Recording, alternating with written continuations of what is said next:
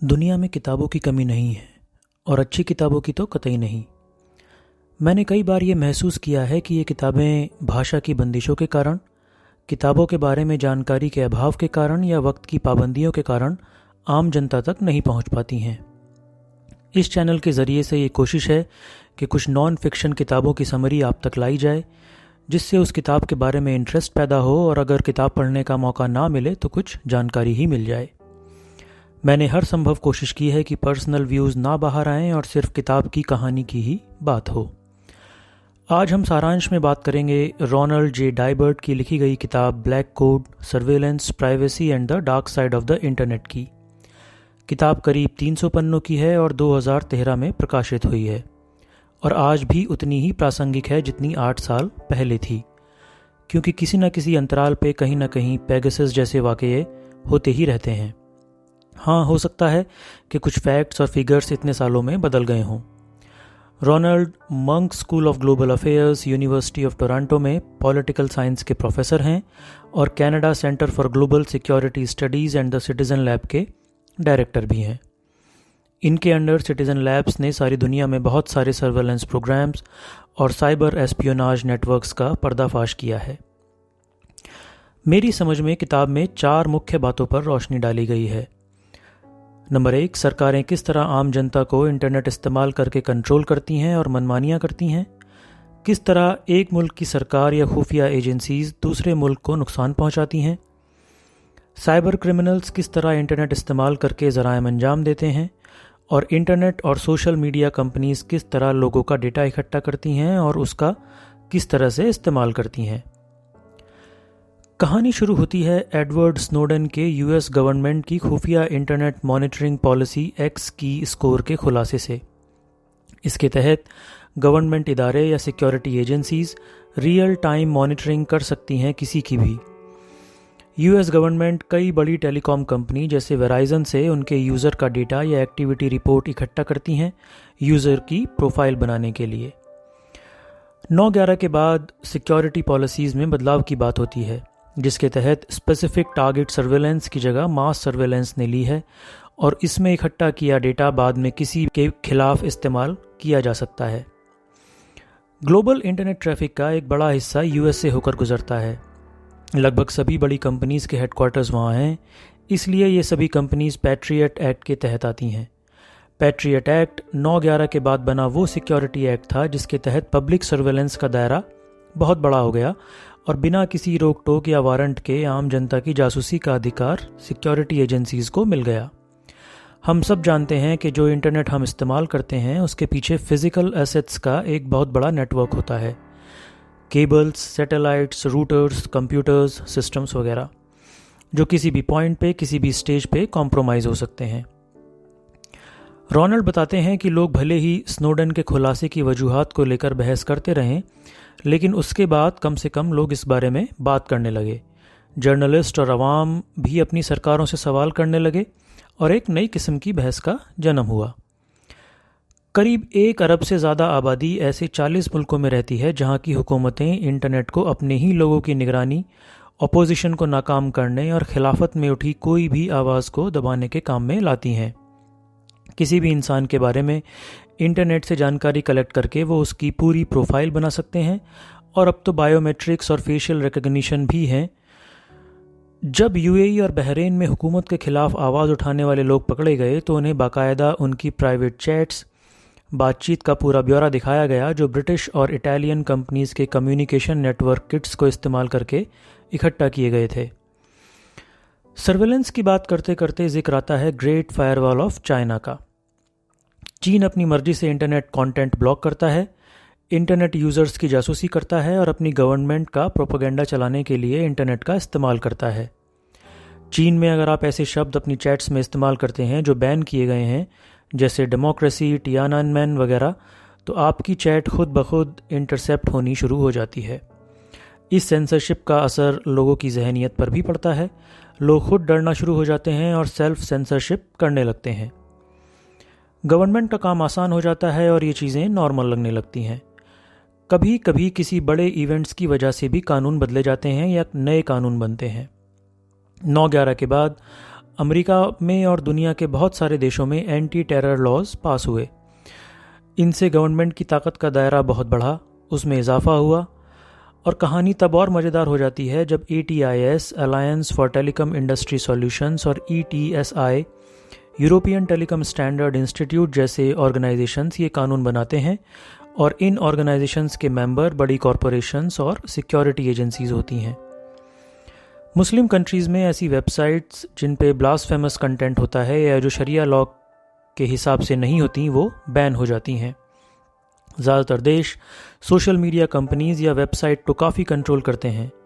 हिंदुस्तान समेत बहुत से मुल्कों की गवर्नमेंट्स ऐसी साइट्स से कंटेंट हटवाती हैं जो उनके खिलाफ हैं या जिसे वो ठीक नहीं समझती, कभी अदालतों के आदेशों से तो कभी कंपनी को काम करने के लिए चाहिए हुए ज़रूरी अप्रूवल्स को अटकाकर।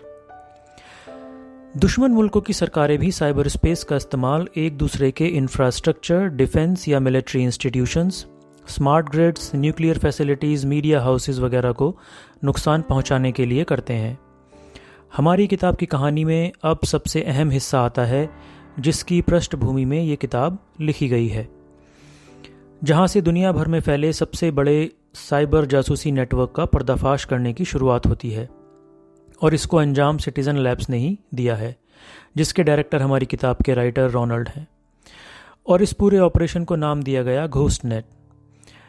ये बात 2009 के शुरुआत की है। चीनी सरकार द्वारा हिंदुस्तान में तिब्बती लोगों के कंप्यूटर हैकिंग के खुलासे से जो परतें उठनी शुरू हुई तो पता चला कि ये जाल करीब 100 देशों में फैला हुआ था। Iran, Pakistan, Bangladesh, Hindustan, south Korea जैसे बहुत सारे देश इससे अफेक्टेड थे। काफ़ी वक्त से हिंदुस्तान में तिब्बती सरकार को शक था कि उसके कंप्यूटर्स हैक हो रहे हैं।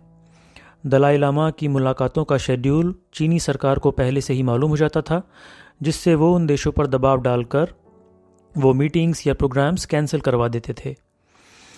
तिब्बती सरकार और तिब्बत में रह रहे दलाई लामा के समर्थकों के कम्युनिकेशन को आधार बनाकर उनके खिलाफ कार्यवाही भी की जाती थी।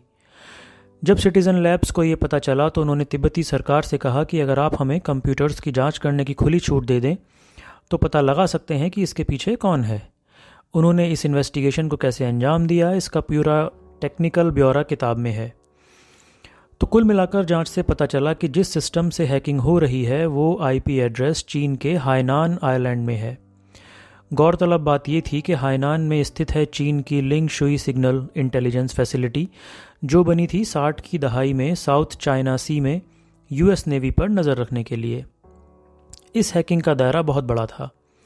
हैकर्स इन्फेक्टेड सिस्टम के ऑडियो वीडियो ऑन कर सकते थे, कीबोर्ड के की स्ट्रोक्स पकड़ सकते थे जिससे पासवर्ड वगैरह सब जान सकते थे, कोई भी डॉक्यूमेंट डाउनलोड कर सकते थे। जाहिर सी बात है, जब ये खबर पब्लिश हुई तो चीन ने ज़बरदस्त तरीके से खिलाफत की कि सब झूठ है।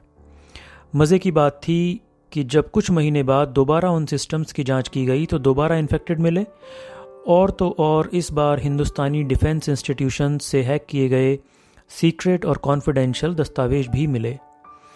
Indian national security council, Indian directorate of military intelligence और इंडियन एम्बेसीज से चुराए हुए असम, मणिपुर, नक्सली और माओवादी खुफिया सिक्योरिटी असेसमेंट से रिलेटेड, अफ्रीकी, मिडिल ईस्ट और रशिया से हिंदुस्तान के रिश्तों के बारे में, हिंदुस्तान के मिसाइल प्रोग्राम्स, यहाँ तक कि इंडियन नेशनल सिक्योरिटी काउंसिल की मीटिंग्स के मिनट तक भी। सिटीज़न लैब ने इंडियन गवर्नमेंट और NTRO national technical research organisation को खबर की और कॉम्प्रोमाइज्ड IP एड्रेसेस की लिस्ट भी दी। साथ ही साथ सिक्योरिटी होल्स को पैचअप करने के लिए मशवरे भी दिए। NTRO ने सिटीज़न लैब को चीन पर अटैक करने और हैक करने के लिए रिक्रूट करने की कोशिश की, लेकिन सिटीज़न लैब एक न्यूट्रल, नॉन प्रॉफिट और नॉन गवर्नमेंट इदारा है, तो जाहिर सी बात है कि उन्होंने मना कर दिया। एक और किस्सा है कि 2000 के दशक में कनाडा की नॉर्टल नेटवर्क कंपनी पर चीन के साइबर अटैक का पता चलता है, जिसमें कंपनी के टॉप एग्जीक्यूटिव्स के पासवर्ड्स, उनकी इंटेलेक्चुअल प्रॉपर्टी से संबंधित technical papers, research and development reports, business plans वगैरह हैक हो जाते हैं। 2009 तक आते आते नॉर्टेल नेटवर्क दिवालिया हो जाती है और उसी दौरान हुआवे और ZTE कंपनीज एकदम से परवान चढ़ती हैं। इस टाइमिंग्स पे आप कयास लगा सकते हैं, पर सिर्फ इत्तेफाक हो इसकी गुंजाइश कम है। 2009 में ही फोर्ड मोटर्स का एक एम्प्लॉय बीजिंग ऑटो की तरफ से ट्रेड सीक्रेट्स चोरी करता हुआ पकड़ा जाता है। कॉरपोरेशंस, गवर्नमेंट, इंटेलिजेंस एजेंसीज के रिश्ते जितने पेचीदा उतने ही रोचक भी होते हैं। किस्सा आता है कि यूजीन कैस्परस्काई एंटीवायरस कंपनी के मालिक का बेटा रशियन माफिया द्वारा किडनैप कर लिया जाता है। रशियन सिक्योरिटी फोर्सेस उसे बहुत जल्द रेस्क्यू भी कर लेती हैं। सिक्योरिटी फोर्सेस अमूमन ऐसे मामलों में दखल नहीं देती, इसलिए इसके ये कयास लगाए जाते हैं कि कैस्परस्काई ने एजेंसीज के साथ डेटा शेयर को लेकर कोई समझौता किया है। इसके बाद कैस्परस्काई कई कॉन्फ्रेंसेस में और पब्लिक फोरम्स पे रशिया के साइबर गवर्नेंस के तरीकों की पैरवी करते दिखाई और सुनाई देते हैं। वैसे रशिया का भी बड़ा रोचक इतिहास रहा है इन सब मामलों में। कुछ वक्त पहले मैंने एक शानदार किताब पढ़ी थी, पुतिन्स पीपल, शीत युद्ध, केजीबी, ऑर्गेनाइज्ड क्राइम, पुतिन का उदय और सोवियत संघ के पतन के ऊपर। मौका मिला तो उस पर भी बात करेंगे कभी। खैर, किताब में एक और मज़ेदार कहानी है स्टक्सनेट की। जून 2010 में बेलारूस की साइबर सिक्योरिटी कंपनी वायरस ब्लोकाडा ने स्टक्सनेट वायरस का पता लगाया। उसकी डिटेल्ड डिकोडिंग की। पता लगा कि ये वायरस बनाया गया था जीमेंस के कुछ स्पेसिफिक इक्विपमेंट्स को अटैक करने के लिए, जो इक्विपमेंट ईरानी न्यूक्लियर फैसिलिटीज़ में इस्तेमाल होते थे। इसका पूरा अंदाज़ा था कि ये वायरस अमेरिकी और इजरायली एजेंसीज ने बनाया था।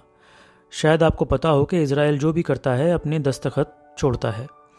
इस वायरस के कोड में भी उसने सुराग छोड़े। हॉलोकॉस्ट और यहूदी इतिहास की कुछ तारीखें। हुआ यूं कि इन्फेक्टेड यूएसबी ईरानी कंट्रोल सिस्टम में एक मोल द्वारा इंसर्ट हुई तो न्यूक्लियर सेंट्रीफ्यूग्स की रीडिंग गड़बड़ा गई।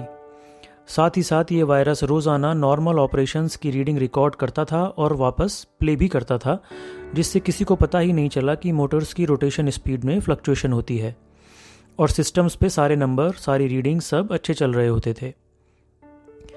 इस तरीके के साइबर अटैक्स को लेकर भी अलग अलग सोच है।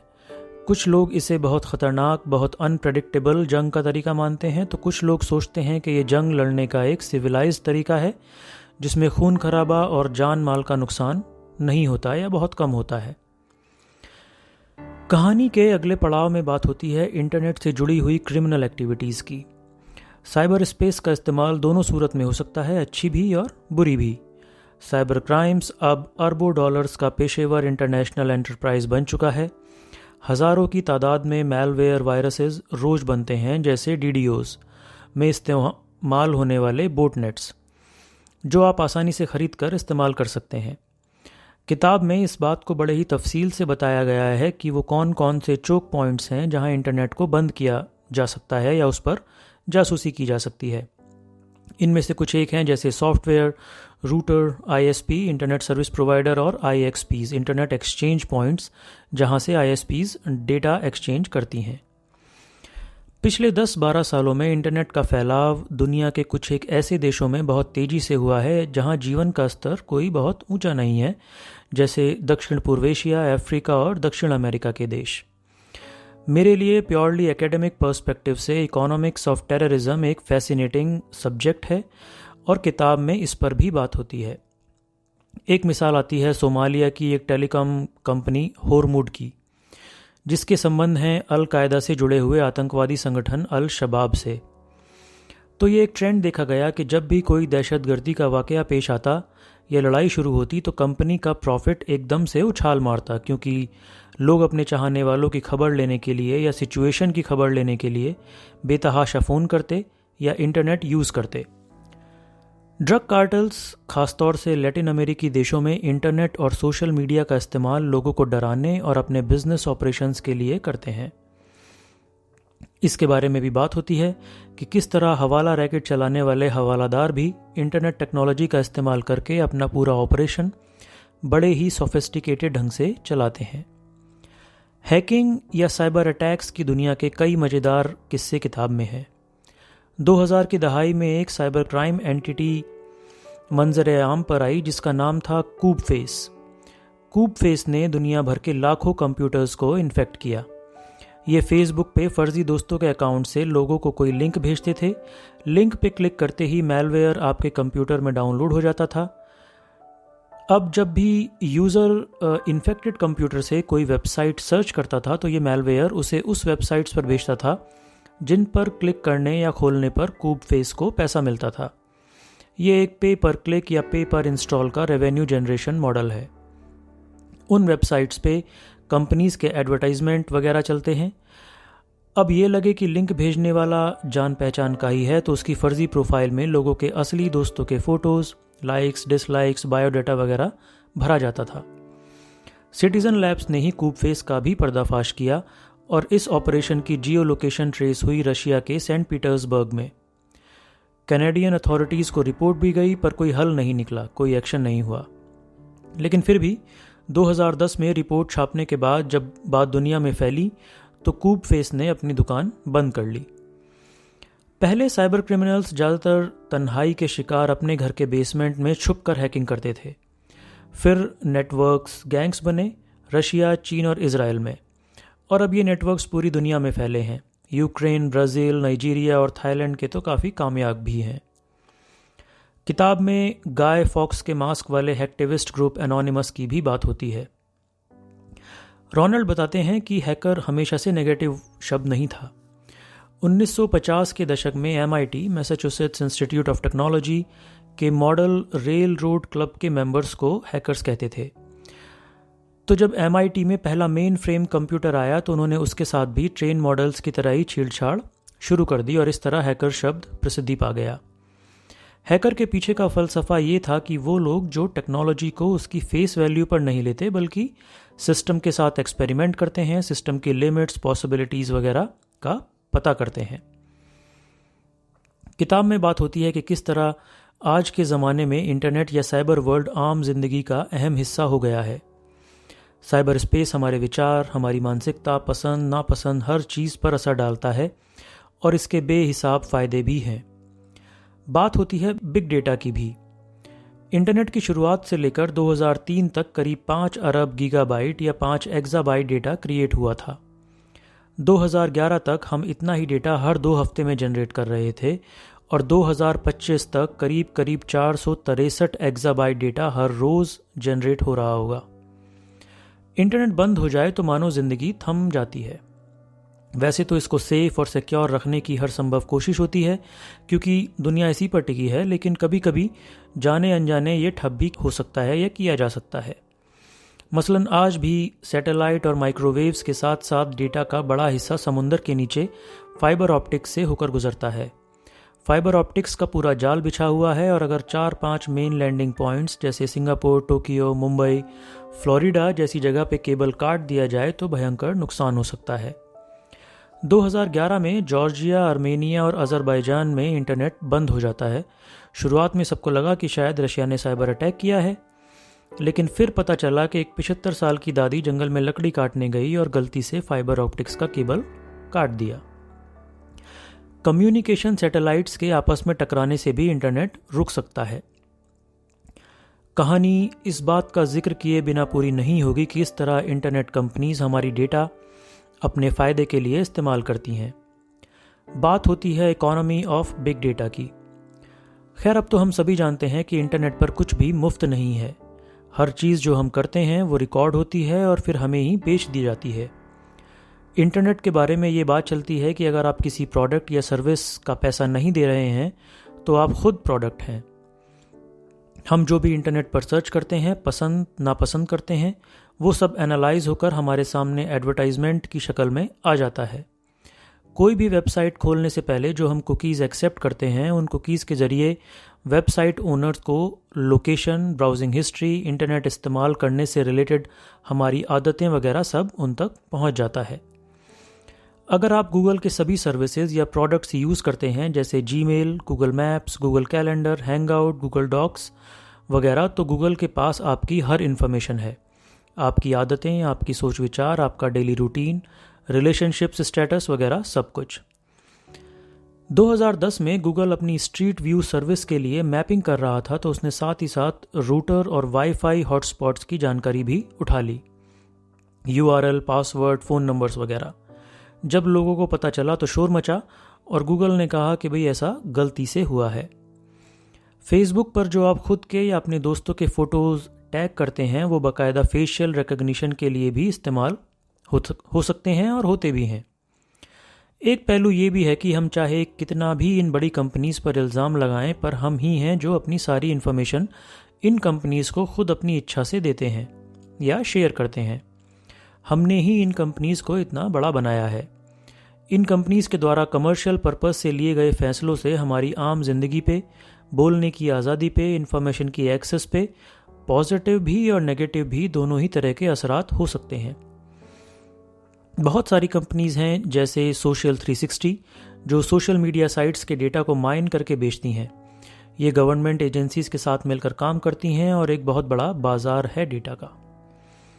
इस बाज़ार में कंपनीज़ किस तरह एक दूसरे की कमज़ोरियों का फ़ायदा उठाती हैं, इसका एक किस्सा है कि 2012 में गूगल ने क्रोम में कमियां ढूंढने के लिए एक कॉन्टेस्ट ऑर्गेनाइज़ किया जिसमें जीतने वाले को काफ़ी मोटी रकम मिलनी थी और गूगल की मदद करनी थी उन लूप होल्स को प्लग इन करने में।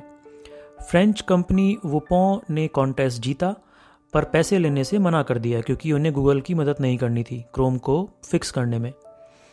ऐसी अमेरिकन यूरोपियन कंपनीज़ की लंबी फेहरिस्त है जो साइबर वेपन्स बनाती हैं और बाकी दुनिया को बेचती रही हैं। फ्रेंच कंपनीज़ गद्दाफ़ी को, ब्रिटिश कंपनीज़ होस्ने मुबारक को, Swedish companies Belarus, Uzbekistan, Azerbaijan, Georgia वगैरह जैसे देशों को। इसका लंबा चौड़ा ब्यौरा किताब में दिया गया है। किताब का आखिर आते आते इस सारी स्थिति को बेहतर बनाने के लिए कुछ सजेशंस भी दिए गए हैं। एक मॉडल कोड होना चाहिए जिसके 3 प्रिंसिपल्स हो सकते हैं।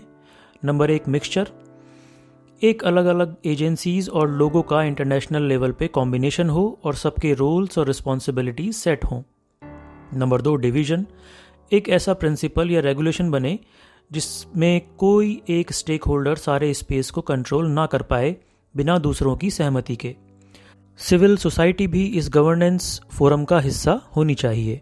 Number 3 restraint, government, security agencies और प्राइवेट सेक्टर सभी चेक्स एंड बैलेंस के हिसाब से काम करें, डिसेंट्रलाइज्ड कंट्रोल हो और शेयर्ड रिसोर्सेज की जॉइंट कस्टोडियनशिप यानी संयुक्त संरक्षता हो। वैसे मेरा व्यक्तिगत विचार और प्रोफेशनल एक्सपीरियंस ये है कि ये काम बहुत ही मुश्किल है। हालांकि यूरोपियन यूनियन जैसे हिस्सों में GDPR जैसे डेटा प्रोटेक्शन को लेकर सख्त कानून हैं और वहाँ लोग प्राइवेसी जैसे मुद्दों पर बहुत जागरूक भी हैं, पर जितना मेरा अनुभव है इस किताब के पब्लिश होने के बाद पिछले 8 सालों में स्थिति ख़राब ही हुई है।